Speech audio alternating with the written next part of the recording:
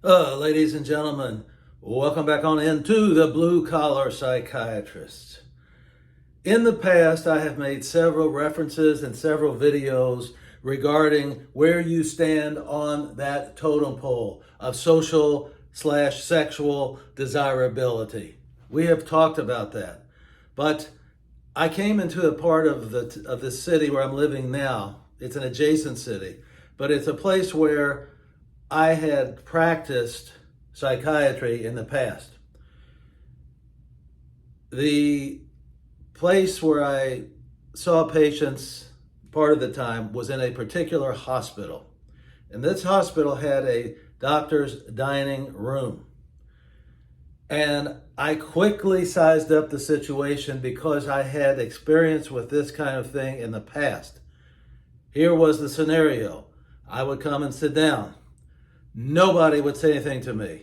The people that were there, the doctors that were there, already were like in their own elite club. You could literally feel it. You could smell it. You could taste it.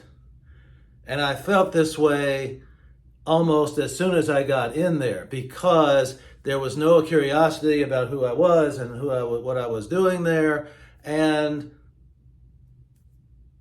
listening to their conversations, it was all about financial things, materialistic things, and I really had nothing to say to these people.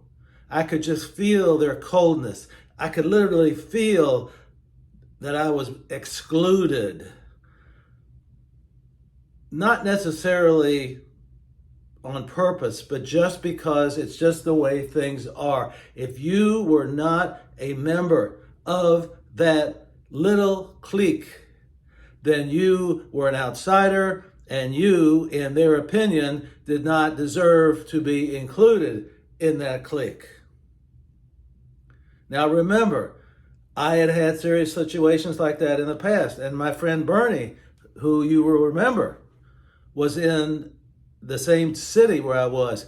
And within that city where I was born, there was a group of people based on religious and other and cultural background.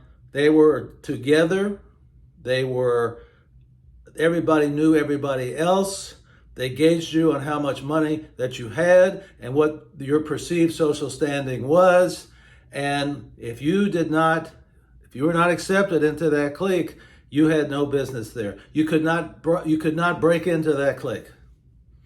It's like either you had the genes or the right look or the right background. In their opinion, you were not going to get in there with them. And I'm not sure I would have had anything in common with them anyway, but it's just the point where you can literally feel that you have been excluded.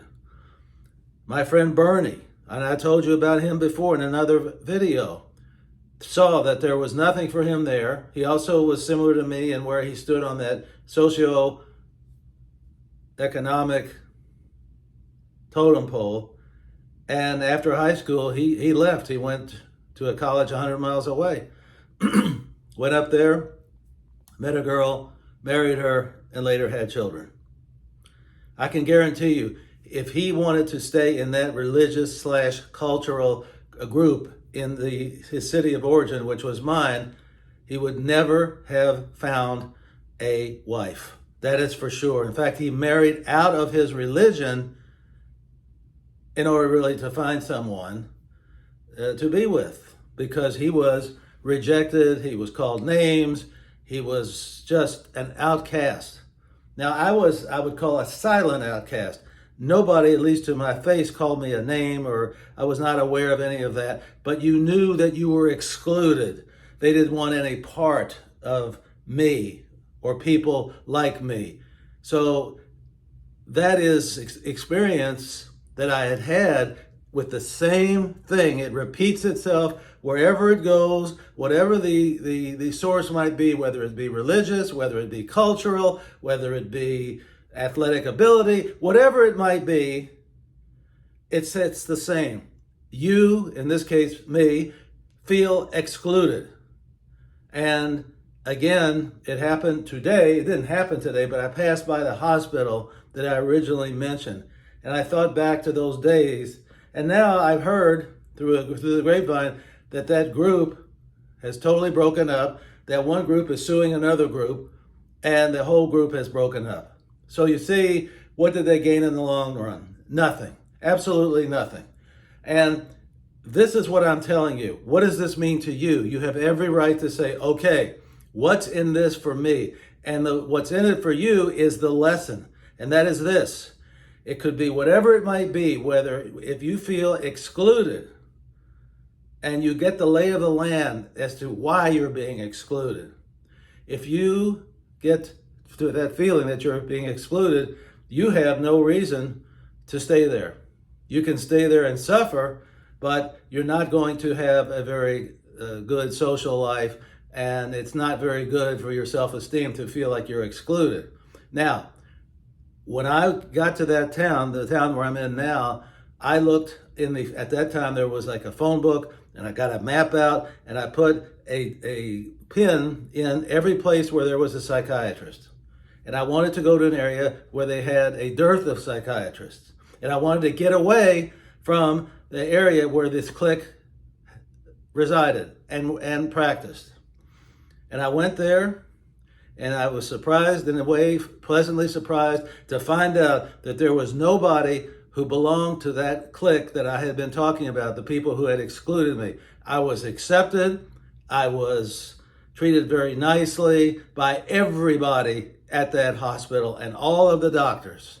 And you see, and I made a success out of myself by analyzing the situation and then realizing that I would not have any place whatsoever in the clique, but that I needed to get out of that area and go to an area where that clique was not active. So ladies and gentlemen, I tell you this. If you find yourself in a situation like I'm talking about, where there's a clique and you're not involved with it and you're excluded from it, then you might have to consider changing places of residence or changing your place of practice or your business. Because the same thing as I told you before, regardless of what you do, you will never be accepted into that group, and you probably are better off for it. You don't fit in with them, and they don't fit in with you. Turn it around. Look at it that way. You know what? That group doesn't fit in with me, and that's the truth. So you may have to make a change, but you have to analyze that situation and see how rigid that group is and what else might be available in the area that you're in that will give you a more pleasant life, especially a social life and a business life. Ladies and gentlemen, I remind you to drink and drink abundantly from the fountain of life. See you next time.